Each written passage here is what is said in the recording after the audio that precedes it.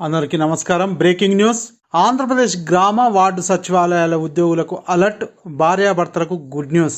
ఈ డీటెయిల్స్ చూసే ముందు ఈ వీడియో నచ్చినట్లయితే లైక్ చేయండి, షేర్ చేయండి. మరిన్ని వీడియోల కొరకు మా ఛానల్ సబ్స్క్రైబ్ చేసుకోండి. ఆంధ్రప్రదేశ్ ప్రభుత్వం కీలక నిర్ణయం తీసుకుంది.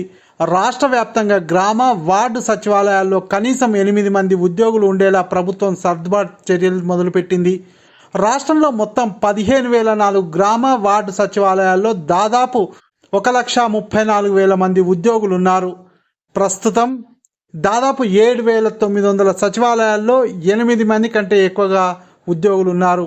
సుమారు 3,300 సచివాలయాల్లో 8 మంది కంటే ఉద్యోగులు తక్కువ సంఖ్యలో ఉన్నారు. మిగిలిన చోట్ల 8 మంది చొప్పున పనిచేస్తున్నారు. ఎక్కువ మంది సిబ్బంది ఉన్న సచివాలయాల నుంచి తక్కువ సంఖ్యలో ఉన్న సచివాలయాలకు ఉద్యోగులను సర్దుబాటు చేయనున్నారు. ఇటీవల బదిలీల తర్వాత కొన్ని సచివాలయాల్లో నిర్ణీత సంఖ్య 8 కంటే ఎక్కువ మంది ఉద్యోగులు ఉండగా మరికొన్నిటిలో తక్కువ మంది ఉన్నారు. దీంతో సమాన సంఖ్యలో ఉద్యోగులు ఉండేలా ప్రభుత్వం రేషనలైజేషన్ చర్యలు ప్రారంభించింది.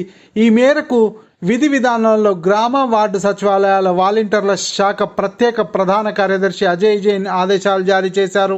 8 మంది పనిచేస్తున్న చోట ఎవరికి బదిలీలు ఉండవని అధికారులు తెలిపారు. ఇలా సుమారు 5,000 మందికి స్థానచలనం కలుగుతుందన్నారు. జిల్లాల ప్రాతిపదికన కలెక్టర్ల ఆధ్వర్యంలో సర్దుబాటు జరుగుతుంది. ఏ జిల్లాలో వారికి ఆ జిల్లాలోనే బదిలీ ఉంటుందని పేర్కొన్నారు. ఎన్నికల ముందు రానున్న 10-15 రోజుల్లో మొత్తం ప్రక్రియ పూర్తి అవుతుందని అధికారులు తెలిపారు. ఏ కేటగిరీ ఉద్యోగుల ఖాళీలలో అదే కేటగిరీ ఉద్యోగులతో సర్దుబాటు చేయనుంది ప్రభుత్వం. జిల్లా ప్రాతిపదికన జిల్లాల పరిధిలోనే సర్దుబాటు ఉంటుంది. ఎక్కువ మంది సిబ్బంది ఉన్న సచివాలయాల్లో తక్కువ సంఖ్యలో ఉన్న ఉద్యోగుల సచివాలయాలకే బదిలీ చేస్తారు. ఒకవేళ ఎక్కడైనా భార్యాభర్తలు వేర్వేరు సచివాలయాల్లో పనిచేస్తుంటే వారి అభ్యర్థన మేరకు ఇరువురికి ఒకే చోటకు బదిలీకి అవకాశం కల్పిస్తారు. వీరికి ఒక జిల్లా నుంచి మరొక జిల్లాకు కూడా అవకాశం కల్పిస్తారు. గ్రామ సచివాలయాల్లో 4 కేటగిరీలో ఉద్యోగులు, వార్డు సచివాలయాల్లో 3 కేటగిరీలో ఉద్యోగులకు మాత్రమే పరిమితమైన ఈ సర్దుబాటు ఉంటుంది. గ్రామ సచివాలయాల్లో 4 కేటగిరీల్లో మొదటి ప్రాధాన్యతగా గ్రామ వెల్ఫేర్ ఎడ్యుకేషన్ అసిస్టెంట్లతో సర్దుబాటు ప్రక్రియ ఉంటుంది.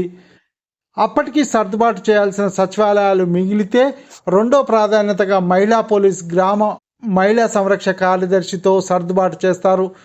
మూడో ప్రాధాన్యతతో డిజిటల్ అసిస్టెంట్లు, అప్పటికీ మిగిలిపోతే 4వ ప్రాధాన్యతతో పంచాయతీ కార్యదర్శి విభాగాలు ఉంటాయి. ఇలా ప్రాధాన్యత వారీగా సర్దుబాటు చేస్తారు.